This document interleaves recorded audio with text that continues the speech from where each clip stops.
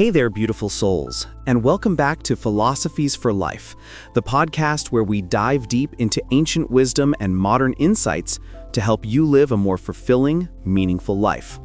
I'm your host, and today I'm beyond excited to share with you a story that's not just inspiring, but will truly touch your heart.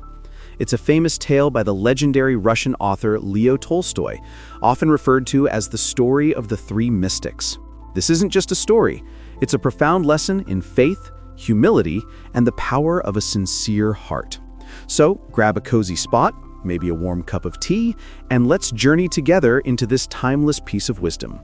Why is this story relevant? Well, in a world obsessed with appearances, rules, and rigid structures, this tale reminds us of what truly matters when it comes to connecting with something greater than ourselves. Let's dive in. First, let me paint the picture for you. In old Russia, there were three simple men, mystics as the people called them, who became so famous that the crowds stopped going to the local church and flocked to see them instead. These men lived humbly by a lake, sitting under a tree, praying in their own way. Now, the head priest of the church wasn't too happy about this. Jealousy brewed in his heart. Who are these men stealing my flock, he thought. So one day, dressed in his finest robes, gold crown on his head, staff in hand, he marched across the lake to confront them. He expected to expose them as frauds, to humiliate them. But what he encountered instead changed him forever. When he asked them about their prayers, the mystics, humble and unassuming, admitted they were illiterate. They didn't know the scriptures, couldn't read the Bible, and didn't even know the formal prayers of the church. The priest thought he had them cornered. But then they shared their own prayer, something they had created from their hearts. It was simple, almost childlike. "We are three, you are three, have mercy on us." The priest couldn't help but laugh at first. He thought it was absurd. A prayer not from the scriptures, not ancient or universal? How could this be valid? He decided to teach them the proper prayer, confident he'd bring them under his control. But as he left in his boat, something miraculous happened. The three mystics came running, yes, running across the water of the lake, calling out to him, "Father, we've forgotten the prayer. Please teach us again." The priest was stunned. Only Jesus had walked on water, and here were these simple men defying the laws of nature with their faith. In that moment, he bowed at their feet, admitting that their prayer, born of pure sincerity, was far greater than his own.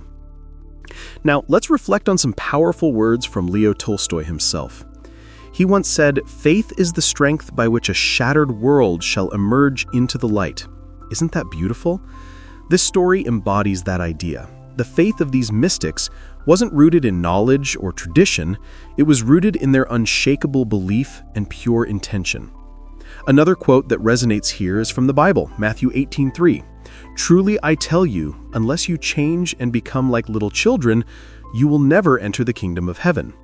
The mystics were like children, innocent, unpretentious, and full of trust. Their prayer wasn't about impressing anyone. It was a direct line from their hearts to the divine. Now, let's unpack this a bit deeper. What does the story teach us about spirituality?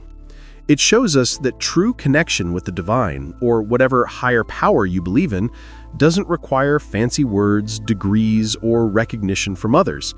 It's not about following a script or checking boxes. It's about authenticity. The priest represented structure, dogma, and ego. He was so caught up in rules that he forgot the essence of faith. The mystics, on the other hand, had no ego in their devotion. They didn't even want the crowds, they sought solitude. Yet their sincerity was so powerful that it moved mountains, or, in this case, allowed them to walk on water. This reminds me of something Rumi, the great Sufi poet, said, "The wound is the place where the light enters you." Sometimes our perceived weaknesses, illiteracy, simplicity, or lack of status, are the very things that open us up to profound spiritual strength. Now, let's bring this into the broader themes of life. Think about relationships. How often do we complicate them with expectations or try to control how others should love or behave? What if we approached love with the simplicity of these mystics, just pure, honest connection? Or consider mental and emotional well-being. We often burden ourselves with overthinking, worrying about whether we're doing life right. What if we let go of that and trusted our inner voice, even if it doesn't match society's playbook? Even in finance or career, this story nudges us to focus on genuine effort over superficial success. The mystics weren't chasing fame, yet their authenticity drew people to them. Imagine if we worked with that kind of integrity, how much more fulfilling would our achievements be? So, what can you take away from this story and apply to your own life right now? First, simplify your intentions. Whether it's prayer, work, or a conversation, ask yourself, am I doing this from the heart, or am I trying to impress? Strip away the need for validation. Second, trust your unique path. You don't need to follow someone else's rules to connect with your purpose or your spirituality. Create your own prayer, your own way of showing up in the world. Maybe it's a quiet moment of gratitude each morning or a kind act for a stranger. Make it yours. Third, let go of judgment, both of yourself and others. The priest judged the mystics harshly at first, but their miracle humbled him. Pause before you criticize. Ask, what can I learn from this person's simplicity or sincerity? So whatever you're holding back on because you feel unqualified, take a leap.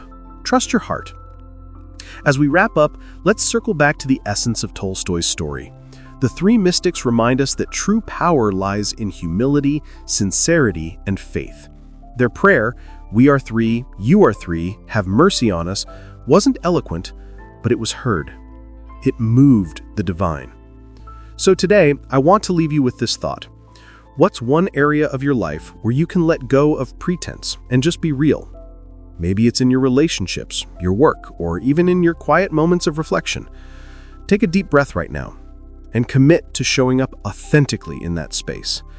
You don't need to walk on water to prove your worth.